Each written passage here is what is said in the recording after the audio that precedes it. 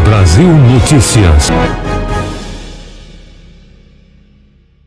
Pois é, estamos começando o Tele Brasil Notícias deste mês de setembro com algumas novidades, porque exatamente em 2019 começávamos o projeto do Tele Brasil Notícias para uma determinada emissora de televisão que trabalha na linha da web, e dali passamos, a partir da pandemia, a produzir por nossa própria conta, editar e colocar para você as informações do jornal Tele Brasil Notícias, o qual a gente tem a agradecer a parceria inicial de O Palhão Artesanato e também outros que nos deram apoio e a nossa continuidade com responsabilidade e bancando toda a estrutura aqui do Tele Brasil Notícias.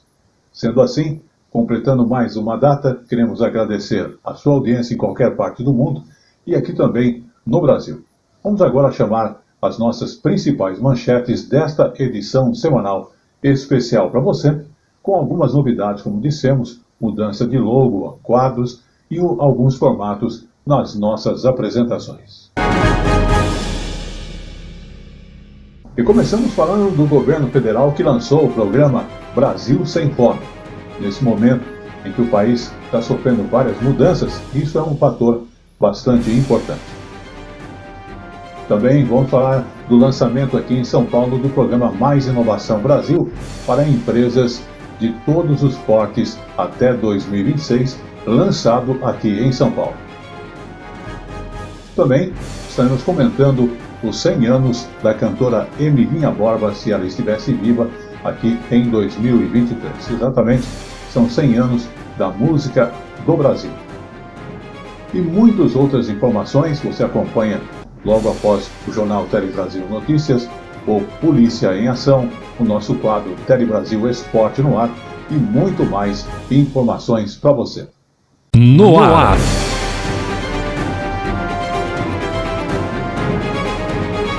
Tele Brasil Notícias. E começamos essa edição do Tele Brasil Notícias falando do governo federal que lançou o programa Brasil Sem Fome. Exatamente, foi assinado pelo governo federal o decreto que cria este programa Brasil Sem Fome, que é uma ação formada, inclusive, por políticas públicas e metas que vão ajudar e devem ser cumpridas até o ano de 2030. Vamos observar. Mais de 700 milhões de pessoas estão passando fome no mundo. Os dados são do relatório da Organização das Nações Unidas para a Alimentação e Agricultura, a FAO, publicado no mês passado. E os principais motivos apontados são as consequências da pandemia da Covid-19, as questões climáticas e os conflitos entre os países, incluindo a guerra na Ucrânia. No Brasil, 70 milhões de pessoas estiveram em estado de insegurança alimentar moderada, que é quando possuem dificuldade para comer. O levantamento também aponta que 21 milhões de pessoas no país passaram por insegurança alimentar grave, caracterizado por estado de fome.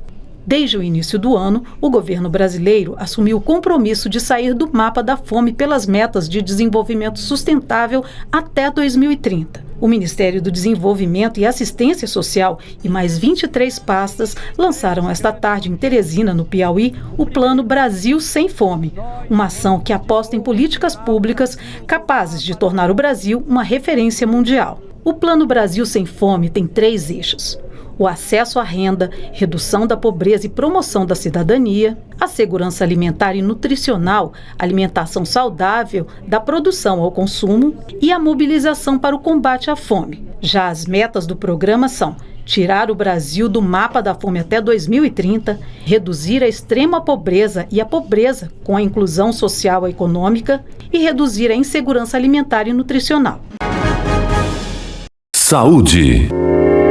Vamos falar agora de saúde, porque o Ministério da Saúde confirmou aí a nova subvariante do coronavírus. Inclusive, é confirmado 4 casos desta variante EG5 do coronavírus, que é justamente causada pela Covid-19. Vamos observar esse alerta Olha, o número de casos positivos para a Covid-19 na rede privada aumentou de 7% para 15% de meados de julho a agosto. E sobre a variante EG5 da Ômicron, foram identificados 2 casos em São Paulo, 1 em Brasília e um aqui no Rio de Janeiro.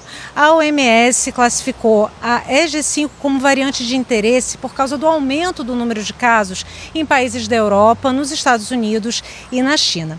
E a gente conversa agora com Isabela Balalé, ela é diretora da Sociedade Brasileira de Imunizações. Explica pra gente qual é o risco dessa subvariante e o que as pessoas podem fazer para se protegerem também. O risco é de uma nova onda. Como a gente assistiu com a Ômicron lá atrás, e depois a BA4, a BA5, enfim. A EG5, ela vem da Ômicron e a tendência, o que a gente está vendo lá fora, são ondas aumentando o número de casos, aumentando busca a emergência, internações e, evidentemente, sempre também morte, mas numa taxa muito menor do que antes.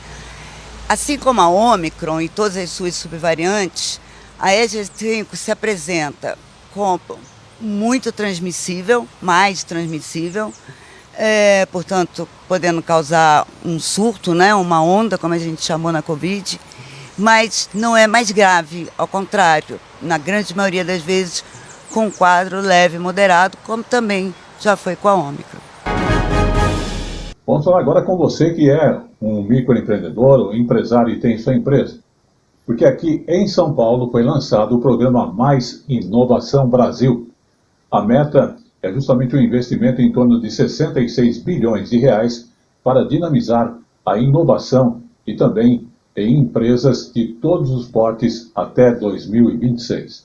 Uma coisa importante para que as empresas possam retomar o crescimento e também a modernidade, tanto técnica como também dos meios para que possamos ter produtos com qualidade oferecidos no mercado. O novo fundo foi apresentado a empresários em evento na Federação das Indústrias do Estado de São Paulo.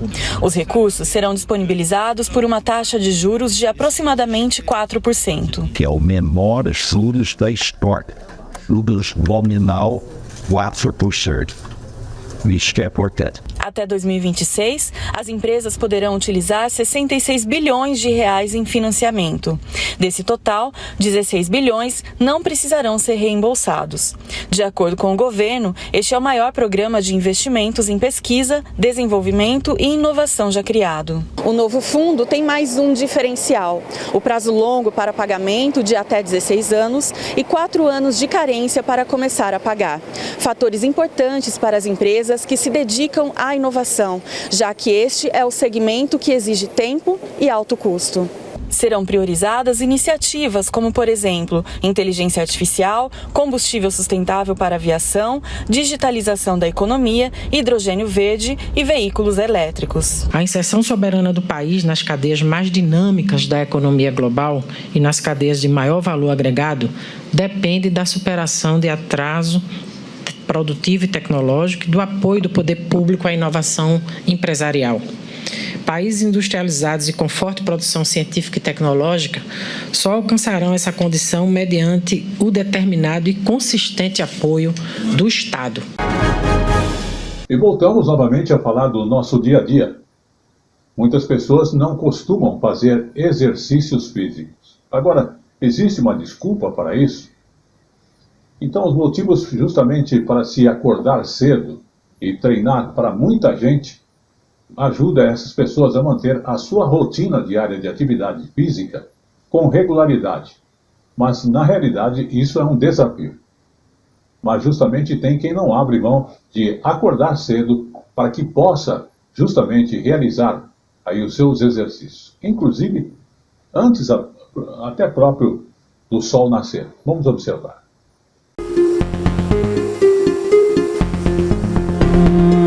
5 horas da manhã. O sol ainda vai demorar para aparecer.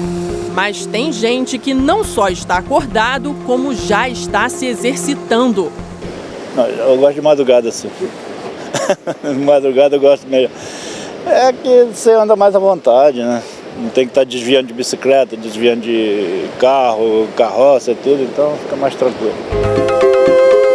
Já os amigos Alan e Arthur não malham sempre nesse horário, mas escolheram a madrugada para variar um pouco o treino. A gente estava muito na rotina de só ir para academia, sempre quando a gente dá uns passeios assim, mas nunca em academia assim desse jeito ao ar livre, né? Então é uma boa forma de descontrair, deixar o dia que vem mais leve também. E bom que engloba tudo de uma vez, né? Academia, lazer e qualidade de vida. O visual é incrível no Arpoador. A gente está justamente essa hora também para aproveitar um pouco do nascer do sol, né? Para, apreciar um pouco a paisagem. Para o auxiliar de serviços gerais João Pedro, de 26 anos, aquela história de não ter tempo para se exercitar não existe. Ele acorda 4h30 todo dia e muito raramente falta aos treinos. É o único horário que me sobrou, entendeu? Porque eu pego às 9 no trabalho e logo após o trabalho eu vou direto para a escola também, que eu também estudo à noite, entendeu? Então esse foi o único horário que sobrou para mim poder vir. E eu sou apaixonado por musculação, pretendo me formar em educação física futuramente, trabalhar com isso. É cansativo, mas é aquele cansaço gratificante, entendeu?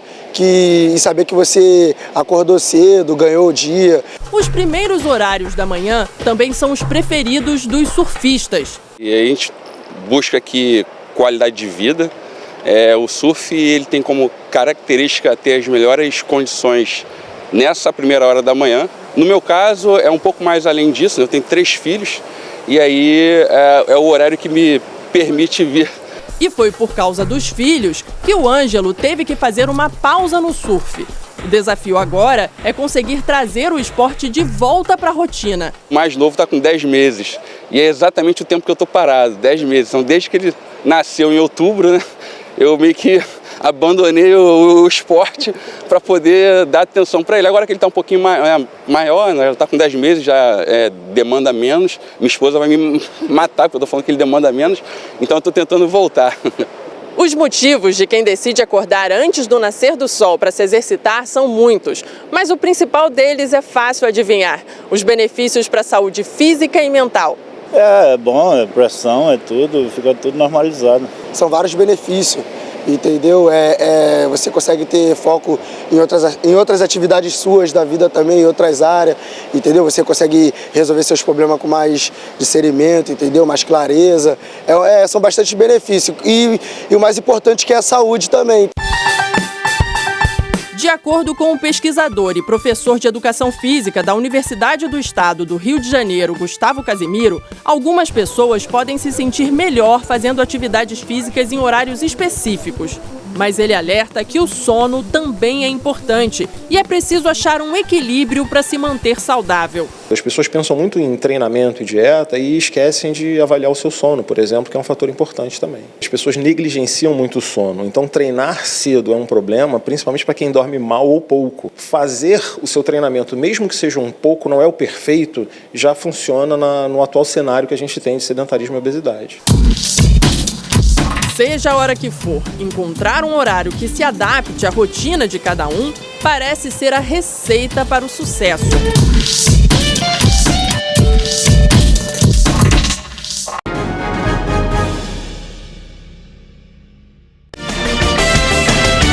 A informação na medida certa que você gosta. Um telejornalismo dinâmico, nacional e regional. Jornal Tele Brasil Notícias. A informação na medida certa que você gosta. Saúde. Vamos agora falar então de saúde, porque o SUS aprovou um novo tratamento contra o câncer de pele. Então, os pesquisadores aí da Universidade de São Paulo, que é a USP, estão desenvolvendo justamente uma coisa importante, que é um novo tratamento para se combater o câncer de pele. Inclusive, o método foi aprovado para uso já no Sistema Único de Saúde. Vamos observar com mais detalhes. Uma casquinha no nariz. Foi assim que a Helena descobriu a lesão de câncer de pele no rosto. Ela passou por um tratamento de terapia fotodinâmica que está revolucionando a dermatologia no país. Basta essa queimadinha de laser e pronto. Depois de 6 meses, voltou. Aí eu, de novo. Aí depois, não sei de quanto tempo, voltou de novo. E agora eu tive retorno de 1 ano, aí a médica que viu essa nas costas. O tratamento é oferecido gratuitamente no Hospital Amaral Carvalho, na cidade de Jaú, interior de São Paulo, um dos 70 centros de estudos que utilizam a terapia. As lesões que podem ser tratadas são as não melanoma, que respondem pela maioria dos casos de câncer de pele entre os brasileiros. O câncer de pele em foco desse nosso projeto é o carcinoma basocelular, em fase inicial de tratamento, né? É uma lesão onde ela é pequena, tem um subtipo histológico específico para poder ser contemplado para receber o tratamento da terapia fotodinâmica. Este aparelho já tratou mais de 5.000 lesões e está presente em 9 países da América Latina. O custo do tratamento gira em torno de R$200 a R$300 por lesão de pele com até 1 centímetro. Após ter esta pomada absorvida pela pele, o paciente passa por um tratamento de terapia fotodinâmica, que mata as células cancerígenas. Em apenas 2 sessões de 20 minutos, mais de 90% dos pacientes já podem sair curados. Vocês estão vendo aqui essa luz violeta e aqui eu tenho um filtro. Através desse filtro eu vejo a imagem de fluorescência. Então aqui, se eu tivesse a lesão e depois de passar o creme, que ficou 3 horas em posição, eu vou verificar se teve uma produção eficiente da molécula fotossensível. A terapia vem sendo desenvolvida há 20 anos pela USP de São Carlos. O Brasil passou a ser considerado o país que mais investiu na técnica fotodinâmica no mundo, de acordo com a Unesco. Foram mais de R$10 milhões, com incentivos de FAPESP, BNDES, Ministério da Saúde e FINEP. Um dos grandes desafios do Brasil é colocar a inovação brasileira no nível da produção científica. Esse exemplo aqui de São Carlos é a ciência básica transformada em inovação em um produto que soluciona um problema do SUS. É um sucesso muito grande, como ela é uma técnica relativamente barata e conveniente, fácil, não exige grande infraestrutura, ela é especialmente adequada para o Sistema Único da Saúde, que precisa disponibilizar para um número de pessoas muito grande da sociedade.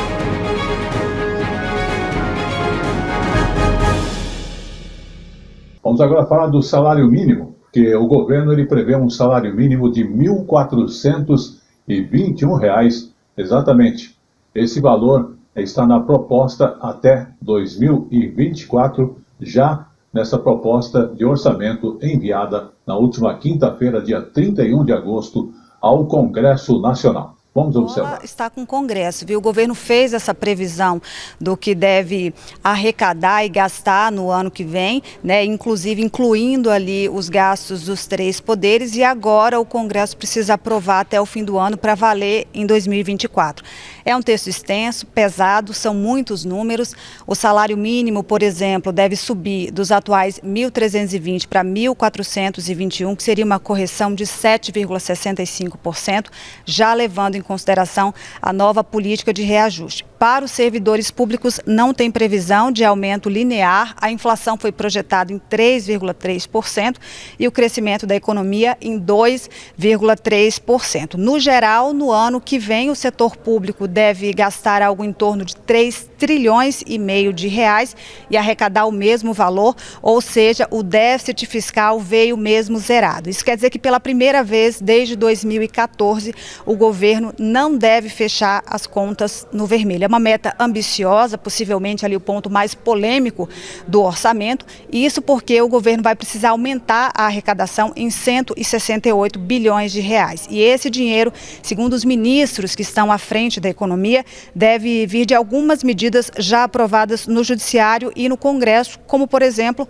o novo marco fiscal que promete injetar nos cofres públicos algo em torno aí de 129 bilhões de reais em receitas. Para a gente fechar, não vou falar mais nenhum número aqui, mas vou dizer que esse orçamento traz ali como prioridades para o ano que vem as áreas da saúde, da educação e também da habitação. Chegou agora o nosso momento jurídico.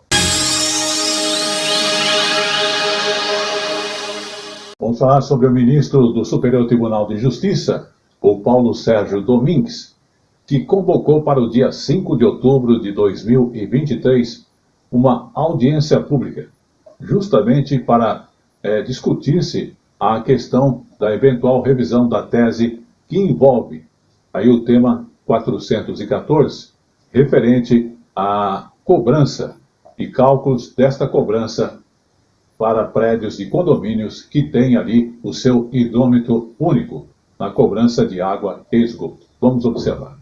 Foi convocada para o dia 5 de outubro uma audiência pública para revisar o tema repetitivo 414, que trata da legalidade da metodologia de cálculo da tarifa de água e esgoto em condomínios que têm hidrômetro único para várias unidades.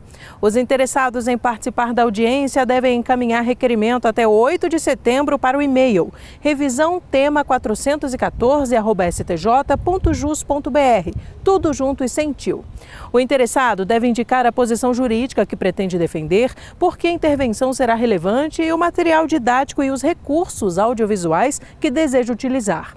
Além disso, devem ser enviados o currículo do expositor, constando sua especialidade na matéria, e os memoriais, limitados a 3 páginas. A participação deve ser preferencialmente presencial e os pedidos vão ser decididos caso a caso.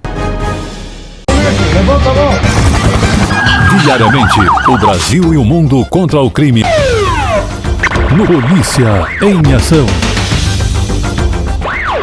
Confira. Este jornal tem o apoio de Paulo Silva Som. Áudio, vídeo, internet, redação e produção. Consulte-nos pelo 11 94564 4237. Qualidade e garantia de bons serviços.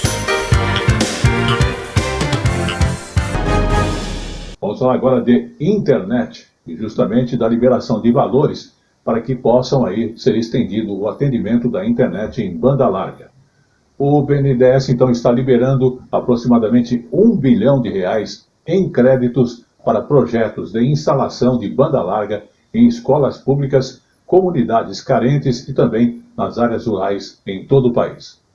Os recursos são do Fundo de Universalização de Serviços de Telecomunicações e foram liberados por meio de parceria com o Ministério das Comunicações. Montar a antena, instalar a fibra, conectar a banda larga, ou seja, estruturar toda a tecnologia necessária para que a internet móvel chegue a escolas públicas, áreas rurais e favelas. Esse é o propósito do projeto elaborado pelo BNDES em parceria com o Ministério das Comunicações. O banco conseguiu disponibilizar uma linha de crédito no valor de R$1 bilhão e 100 milhões de reais para que empresas de telecomunicações levem a conectividade a quem precisa. Antigamente era um sonho para todos e hoje está se tornando realidade, principalmente na área rural.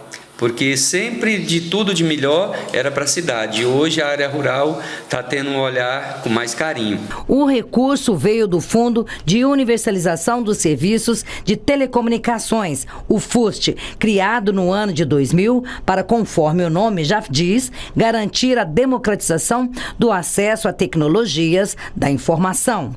Pequenos e grandes provedores da internet podem ter acesso ao montante disponibilizado. Para empréstimos de até R$10 milhões, a operação pode ser contratada por meio da rede bancária.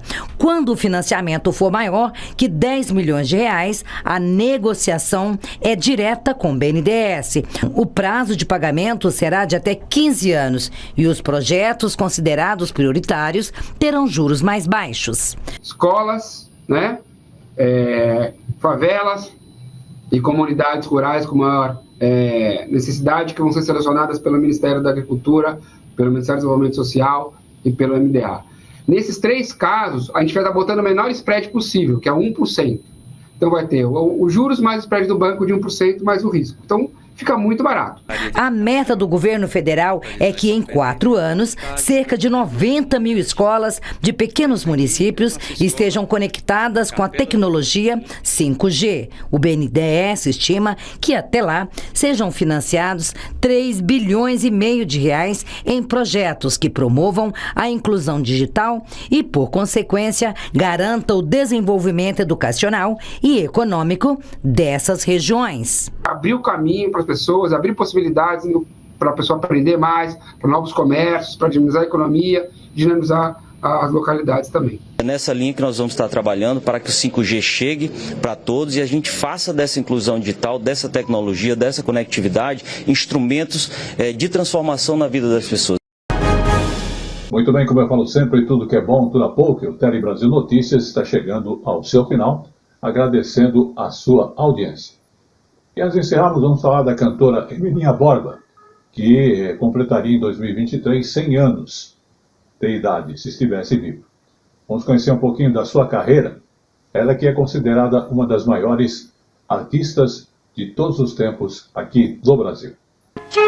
Catido, ó meu catido. Rainha do rádio, dos músicos e favorita da Marinha. Esses foram alguns títulos de Emilinha Borba. Nasceu no Rio de Janeiro e na infância se apresentou em programas de auditório e de calouros. Ia escondida da mãe, que não via um bom caminho na vida artística. Quando ela começou a ganhar um dinheirinho, a mãe já, que era muito pobre, era uma família de 7 irmãos, ela começou a achar legal, a mãe dela, incentivar. Aí a mãe dela conseguiu um bico no Cassino da Urca, de camareira, teve contato com a Carmen Miranda, e a Carmen Miranda resolveu dar um empurrãozinho. E aí conseguiu que ela fosse contratada como crooner. Em 1943, foi contratada pela Rádio Nacional do Rio de Janeiro, líder de audiência no Brasil por mais de 20 anos, e se tornou uma das principais estrelas da casa. Se lá em casa não tem água nem pra cozinhar, oi, tomara que chova 3 dias sem parar, oi. Não demorou muito para ganhar uma rival, Marlene, com quem dividiu fama e preferência junto ao público. O Brasil se dividia entre emilinistas e marlenistas, era um negócio quase caso de polícia mesmo, era um negócio muito forte. Mas elas, no fundo, eram amigas, tanto que ela foi madrinha de casamento no civil da Marlene, em 52, né? A admiração por Emilinha continua mesmo após a morte da artista em 2005, aos 82 anos. Prova disso é este fã-clube carioca, fundado em 1952 e que mantém as atividades até hoje, além de guardar um vasto acervo com fotos, roupas, troféus e acessórios. O espaço organizou uma série de programações em homenagem ao centenário da artista. Celebrar a Emilinha Borba é celebrar o sucesso, porque eu acho que a Emilinha foi o maior sucesso dos anos 50, não teve artista nenhum que fosse mais popular que ela. E para não ser esquecida, a gente está sempre mantendo a imagem dela viva. O amor em comum pela rainha do rádio acabou aproximando os integrantes do fã-clube, que mantém até hoje a relação de amizade. Entre eles está Sérgio, maquiador de Emilinha por mais de 40 anos. Uma pessoa que, além de muito simpática, era super, hiper humana. Nunca se aborrecia, nunca vi Emilinha assim na fossa ou destratando alguém, nunca. Os encontros são regados à música e histórias da época em que tietavam a artista. Quando nós nos despedimos dela, no local que era o show, pelo menos para alguns fãs que moravam longe, e eu era uma delas, ela dizia para mim: quando você chegar em casa, tem que me ligar para dizer que chegou bem. Isso eu não vou esquecer nunca, nunca. Chiquita bacana lá da Martinica.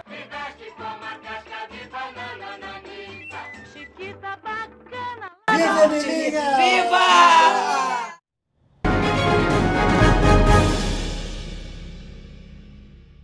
Este foi o Tele Brasil Notícias dessa semana, que agradece a sua audiência e estará de volta até a semana que vem. Até lá.